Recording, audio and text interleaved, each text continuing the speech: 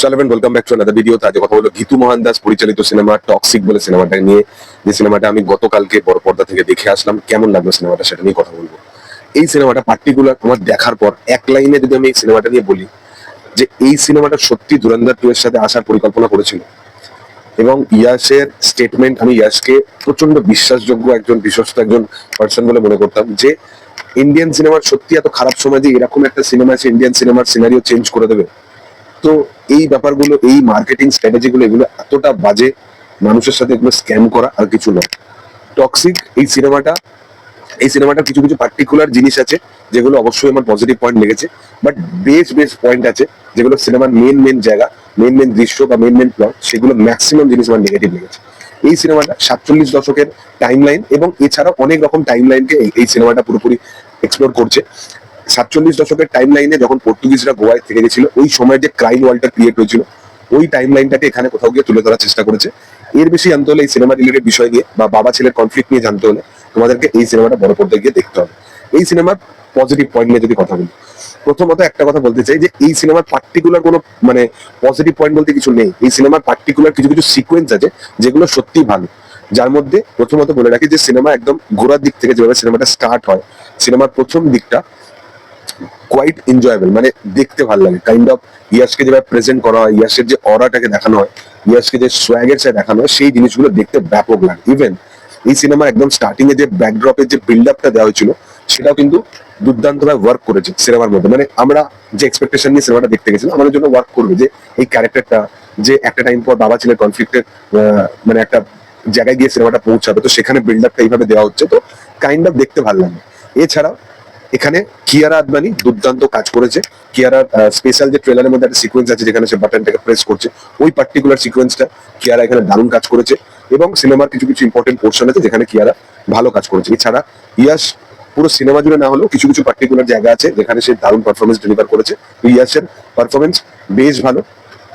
এছাড়া এই সিনেমার মধ্যে পার্টিকুলার যদি আমি বলি যে অ্যাকশন সিকোয়েন্স গুলো, কিছু কিছু পার্টিকুলার অ্যাকশন সিকোয়েন্স আছে যেগুলো প্রচন্ড মানে বলতে পারো যে স্টাইলাইজেশনে ভরপুর। যেমন এন্ট্রি সিকোয়েন্স যেটা যেটা প্রথম টিজারটাই দেখিয়েছিল, গাড়ি থেকে নামছে, ওই সিকোয়েন্সটা খুব ভালো। যেটা নয়নতারা এবং ইয়াশ ফাইট করবে, ওই সিকোয়েন্সটা খুব ভালো।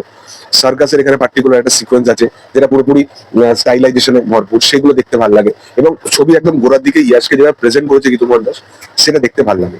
এর বেশি এই সিনেমার প্রতি আমার কোনো পজিটিভ পয়েন্ট মনে হয়নি যেটা এই সিনেমার মধ্যে আছে। এবার যদি কথা বলি এই সিনেমার নেগেটিভ পয়েন্ট, তো প্রথমত বলে রাখি যারা ভাবছিল এটা একটা কেজিএফ এর মতো সিনেমা হবে, তো তাদের বলে রাখছি যে তারা ওই এক্সপেকটেশন নিয়ে কখনো এই সিনেমাটা দেখতে যেও না। ফার্স্ট। সেকেন্ড হচ্ছে, ইন্ডিয়ান সিনেমা জগতে প্রশান্ত নীল একটাই, প্রশান্ত নীল কেউ হতে পারবে না। গীতু মোহন দাস তার একটা নিজস্ব কাজের স্টাইলাইজেশন ছিল, বাট কমার্শিয়াল বা মেন স্ট্রিম ধারার সিনেমা বানানো সেটাও কোনো মানে বলতে পারো যে সবার কাজ নয়। সেটা একটা যেমন আর্ট ফিল্ম, সেটা মানুষের সাথে ইমোশনালি অ্যাটাচ করা, রিলেট করা, সেগুলো যেমন সবার কাজ নয়, সেরকম সন্দীপ রেড্ডি ভাঙ্গা, প্রশান্ত নীল বা রামগোপাল ভার্মা এটা হওয়াও কিন্তু মানে চারটিখানি বিষয় নয়।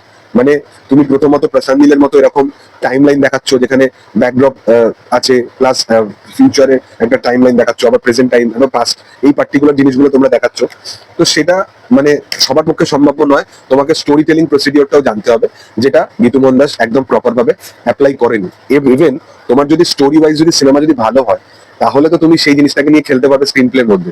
এই সিনেমাটা স্টোরি ওয়াইজ ভালোই নয়, এবং স্টোরি ওয়াইজ এই সিনেমাটার ডিউরেশন ডিমান্ডই করছে না এত বড়। মানে এই সিনেমাটাকে জোর করে টানা হচ্ছে। সিনেমার ফার্স্ট হাফ তাও একটু এনজয়েবল মনে হলেও সেকেন্ড হাফের কোনো প্লটই নেই। মানে এই সিনেমাটা জাস্ট আননেসেসারি ভাবে এগোতে থাকছে। ইভেন ক্যারেক্টারাইজেশন বিল্ড আপ এত পরিমাণে বাজে যে এখানে জাস্ট লেডি ক্যারেক্টার গুলোকে নিতে হবে, তাদেরকে কেন রেখেছে, তাদের এই সিনেমার মধ্যে কি বলতে পারো মতামত আছে, বা তাদের মধ্যে যে মানে যেমন আমি এক্সাম্পল দিচ্ছি, নয়নতারা এখানে ইয়াসের বোনের ক্যারেক্টার প্লে করছে, তো ইয়াসের সাথে নয়নতারার একটা কাইন্ড অফ একটা ইমোশনাল একটা রিলেশনশিপ দেখানো যেতে পারতো, ওইটাও এখানে ওয়ার্ক করছে না। এছাড়াও তারা সুতারিয়া ক্যারেক্টারটাকে যেভাবে স্টার্ট দেওয়া হয়েছিল, সেই ক্যারেক্টারটা এখানে পুরোপুরি ভোগাস। হুমা কুরেশি বলো বা এখানে রুকমণি বসন্তের মতো একটা এমন একটা চরিত্র, সেগুলোকে জাস্ট কাজেই লাগানো হয়নি। মানে এই চরিত্রগুলো এরা ভালো পারফরমেন্স করেছে, এদের কোনো পার্টিকুলার দোষ নেই, বাট এখানে ডিরেক্টর সে নিজে কি করতে চাইছে সেটাই হচ্ছে সবচেয়ে বড় প্রশ্ন। এবং পার্টিকুলার এই সিনেমাটা একটা সার্টেন টাইম অফ পিরিয়ডের পর মনে হবে যে এই সিনেমাটা ফ্যান ক্যাটারার টাইপের বানিয়েছে। মানে সে কোথাও গিয়ে কেজিএফ এর একটা অ্যাঙ্গেল ঢুকিয়ে দিয়েছে, সে কোথাও গিয়ে স্ক্রিন প্লের মধ্যে কেজিএফ এর একটা ছোঁয়া লাগিয়ে দিয়েছে, ইয়াসকে এইভাবে দেখতে অডিয়েন্স ভালোবাসে, এই পার্টিকুলার জিনিসটা মাথায় রেখে গীতু মোহনদাস বানিয়েছে। এবং একটা সিনেমা স্টোরি লেভেলেই ভালো নয়, সেটাকে তারা এত পরিমাণে বড় বাজেটে বানাচ্ছে, তারা বড় সেট পিসেস বানিয়েছে, সেগুলোর উপরে ফোকাস করছে যাতে সিনেমাটা অ্যাটলিস্ট ওপর দিয়ে সিনেমাটা জাস্ট অডিয়েন্সের কাছে ওয়ার্ক করে যায়। একদম বাজে। মানে এই পার্টিকুলার মানে আমাদের ইন্ডিয়ান সিনেমা অন্তত এই সিনেমা ডিজার্ভ করে না, এবং আমাদের ইন্ডিয়ান সিনেমা অন্তত রিপ্রেজেন্ট করে না এইরকম পার্টিকুলার সিনেমাকে। এবং সবচেয়ে বড় কথা হচ্ছে ইন্টিমেট সিন, যেটা নিয়ে এই সিনেমার একদম টিজার লেভেল ট্রেলার লেভেল থেকে বিশাল ভাবে কথা উঠছিল। দেখো, ইন্টিমেট সিন একটা সিনেমার মধ্যে প্রবলেমেটিক নয়, আমি এটা পার্টিকুলার ফিল করি না, বাট একটা সিনেমার মধ্যে যেখানে কোনো ইন্টিমেট সিনের প্রয়োজনীয়তা নেই, সেখানে কি বারবার ওই জিনিসটাকে ওই অ্যাঙ্গেলটাকে দেখানো, তো সেটা কি জঘন্যতম কাজ নয়? তো আমার মনে হয় যে একটা সিনেমার মধ্যে ইন্টিমেট সিন মানে যদি দরকার না থাকে, তাহলে সেটা বারবার ওই অ্যাঙ্গেলটাকে দেখানোর কি দরকার আছে? মানে ইয়াসের ক্যারেক্টারটা তো আমরা বুঝতে পারছি যে কিরকম চরিত্র, এবার তাকে নিয়ে তো আলাদা রকম অ্যাক্টিভিটিসও করা যায়। সে সিগারেট জ্বালাচ্ছে, সেটা স্লো মোশন তো আমরা 50 বার দেখে নিয়েছি, এবার তো পার্টিকুলার আলাদা কিছু দেখা যেতে পারে। সিনেমার ভিএফএক্স অতীব জঘন্য, সিনেমার মানে কিছু কিছু পার্টিকুলার সিন আছে যেগুলো পুরোপুরি ওভার স্যাচুরেটেড। এর পাশাপাশি সিনেমার ডাবিং, হিন্দি ডাবিং একদম বাজে। কিয়ারা একটা জায়গায় কথা বলবে, ও মুঝসে নফরত করতি হ্যায়, যেটা ট্রেলারের মধ্যে আছে, ওই জায়গাটা এতটা চোখে লাগবে। এবং হিন্দি সংলাপগুলো যেগুলো প্রচন্ড জঘন্য থেকে জঘন্যভাবে ডায়লগগুলো লেখা। এর পাশাপাশি সিনেমার মধ্যে অনেক কিছু জিনিস আছে আননেসেসারি, যেমন একটা রোমান্টিক অ্যাঙ্গেল দেখানো হয়েছে, সেই জিনিসটাকে পুরোপুরি আননেসেসারি ঢোকানো হয়েছে। কিছু কিছু পার্টিকুলার চরিত্র আছে যাদের এন্ট্রি গল্পের মধ্যে ডিমান্ডই করে না, তারা হঠাৎ করে তাদের মধ্যে একটা বলতে পারো যে ট্রান্সফরমেশন চলে আসছে, ট্রানজিশন চলে আসছে, সেগুলো কেন আসছে, কি কারণে আসছে, কি জন্য আসছে, মানে কোনো মিনিং নেই। পার্টিকুলার কোনো চরিত্র স্পেসই পাচ্ছে না, যেগুলো যাদের ক্যারেক্টারাইজেশন বিল্ড আপের বেশি দরকার। এর পাশাপাশি সিনেমাটা অনেক বড়, এবং আমি প্রথমেই একটা কথা বললাম যে প্রশান্ত নীলের মতো স্ক্রিন প্লে লেখার ক্ষমতা কারণ নেই। এবং দ্বিতীয়ত, অ্যানিমেলের সেকেন্ড হাফ যেখানে শুধুমাত্র তোমাকে ড্রামা ডেলিভার করছে, সেখানে কোনো অ্যাকশন নেই, সেরকম ড্রামা দেখিয়ে মানে তুমি দর্শককে বসিয়ে রাখবে, সেই ক্ষমতা কমার্শিয়াল লেভেলে ওই জায়গাটাকে অর্জন করতে অনেক টাইম লাগে। তো গীতু মোহন দাস, তার ভিশন একদম ক্লিয়ার নয়, সে জানে না তাকে কি করতে হবে, সে জাস্ট মানে ওপর দিয়ে একটা অ্যাকশন বিল্ড আপ এইগুলোকে দিয়েছে, ইয়াসকে হাজার রকমের প্রেজেন্ট করেছে, ব্যাস এইটুকু। বাট এছাড়া এই সিনেমাটা একটা জালি সিনেমা, আমার একদম পোষায়নি, একটা ব্রেন রট টাইপের সিনেমা এটা। তোমাদের কেমন লেগেছে অবশ্যই সেটা কমেন্টে জানাতে পারো। ভিডিও ভালো লাগলে অবশ্যই লাইক শেয়ার সাবস্ক্রাইব করে দিও, এবং তোমাদের কি বক্তব্য অবশ্যই কমেন্ট সেকশনে জানাতে পারো। Thank you all, by.